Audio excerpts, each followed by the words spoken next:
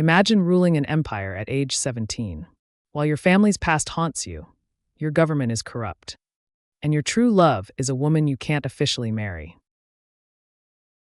This is the story of Emperor Chenghua, one of China's most tragic yet relatable rulers. Born in 1447 as Zhu Jianshan, his childhood was a political roller coaster. Age 2. Tumu crisis. His father, Emperor Xichang, is captured by Mongols during a disastrous campaign. His uncle Jingtai seizes the throne. Age 3. Shocking twist.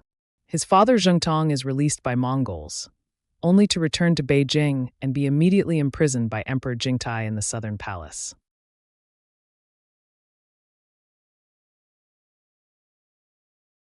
Age 5.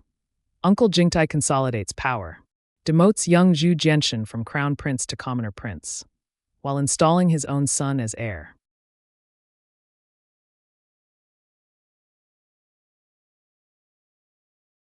Age 10. His father Xichang retakes the throne in the Duomen coup, so Zhu Jianshan is restored as crown prince. But the damage was done.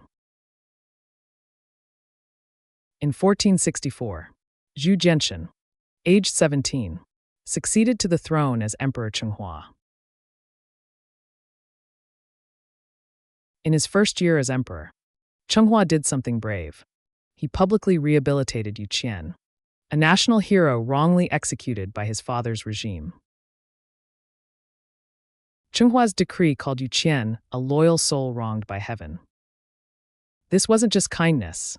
It was a clever move to win public support after his chaotic childhood. In 1466, he restored his uncle Jingtai's imperial title posthumously.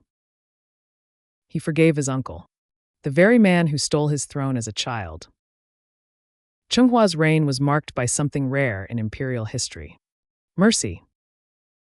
While most emperors ruled with an iron fist, he often chose compassion, even when it backfired. In 1484, after a drought, he pardoned thousands of prisoners, hoping heaven would reward his kindness with rain. When floods hit southern China, he didn't just send aid, he canceled taxes for affected regions, despite the treasury already struggling. Even after discovering his favorite eunuch, Wang Ji, had abused power for years, Chenghua couldn't bring himself to execute him. He merely demoted him, a decision historians say worsened corruption. Looking back, Chenghua's entire reign followed one quiet philosophy: redemption. Maybe he spent his life trying to heal the wounds of his traumatic childhood by giving others the second chance he never got as that scared little boy. Beyond mercy, childhood trauma left him deeply distrustful of his ministers. The boy who witnessed court officials first depose his father, then abandon him, grew into a ruler who built invisible walls. Unlike most Ming emperors who relied on the scholar-official system, Chenghua crafted his own safety net, leaning on eunuchs, inner circle confidants, a quiet rebellion against the machinery that had once betrayed him. In 1477, Chenghua made his most fateful decision, appointing his trusted eunuch Wang Ji to lead the WesternDepot, a secret police force with terrifying power. The boy who grew up fearing betrayal now built an empire-wide surveillance system. WesternDepot agents could arrest anyone, even imperial relatives, without evidence. The very system created to protect him became his worst legacy. 10,000+ wrongful arrests in 5 years. Officials tortured for criticizing Lady Wan. Even other eunuchs lived in fear. The WesternDepot's overreach provoked widespread backlash at court and beyond. By 1485, its notorious chief, Wang Ji, had alienated both rival factions and key officials. His downfall was inevitable, stripped of power and exiled, The controversial secret police agency was swiftly abolished, a fleeting but dark chapter in Ming governance. While Emperor Chenghua's rule is often remembered for political intrigues and the rise and fall of secret police agencies, his era quietly birthed one of China's most exquisite artistic legacies, the Chenghua Doucai porcelain. The imperial kilns produced no more than 2,000 pieces annually during this period, rendering surviving works virtually priceless. The legendary Chenghua Chicken Cup achieved staggering fame when one sold for $36 million in 2014, but its true value may lie in its poignant backstory.